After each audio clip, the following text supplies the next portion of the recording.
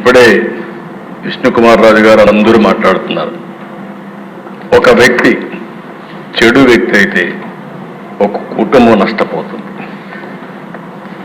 అదే వ్యక్తి చెడు వ్యక్తిగానే పాలకుడు నేరస్తుడైతే, దోపిడీదారుడైతే ఆ రాష్ట్రం మొత్తం నష్టపోతుంది.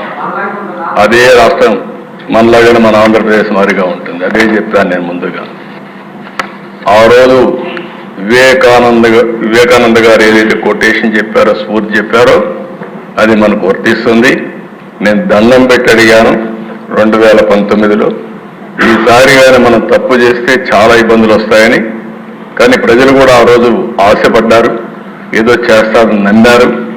అందుకే తిరిగి 2024లో 11 సీట్లు గెలిపించారని ఇప్పుడే మాట్లాడుతూ బాధపడ్డారు. కానీ భవిష్యత్తులో ఇదే మాదిరిగా ఉంటే నా లెక్క ప్రకారం శాశ్వతంగా రాజకీయాలకు అర్హత లేని వ్యక్తి ఇలాంటి వ్యక్తి అని రాజకీయాలు ఎవరైనా ఉండొచ్చు, కానీ ఇలాంటి వ్యక్తులు మాత్రం ఉండడానికి అర్హత లేదు. అందుకే మీరు చూస్తే ప్రశ్నిస్తే కేసులు, హౌస్ అరెస్టులు, పార్టీ కార్యాలయాలపై దాడి నేను చాలాసార్లు చూశాను.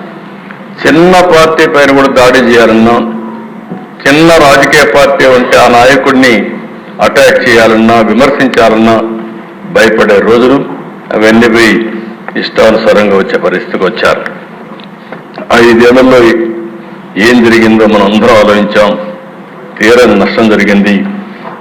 ఇదే మనందరి బాధ. అయితే ఇక్కడ ఒక ఎక్స్పెరిమెంట్ చేయాలనుకున్నారు దేశం.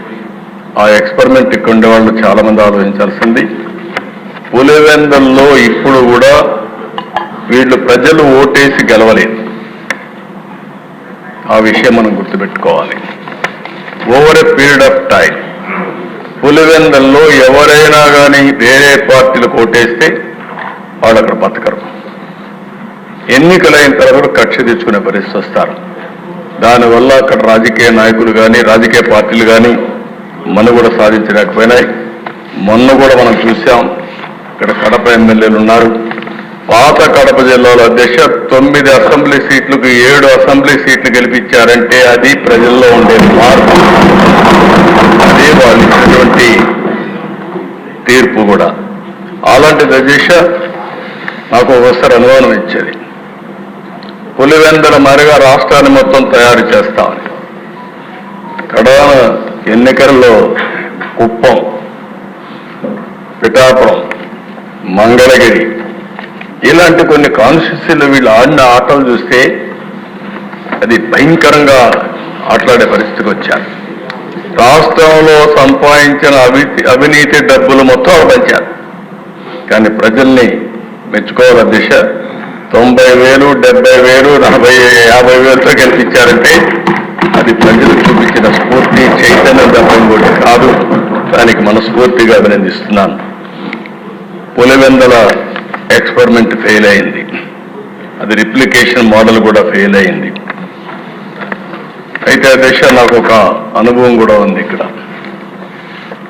ఒక 20-25 కాన్స్టిట్యున్సీల్లో ఇనానిమస్ గా చేసుకోవాలని ప్రయత్నం చేశారు, ఎవరిని పోటీ చేయనివ్వకుండా. కానీ ఈరోజు మాచర్ల మీరు చూశారు. మాచర్లలో బ్రహ్మారెడ్డి బ్రహ్మాండంగా పనిచేసుకొని నిలబడుకున్నాడు, అతిపెద్ద మెజారిటీ గెలిచాడు.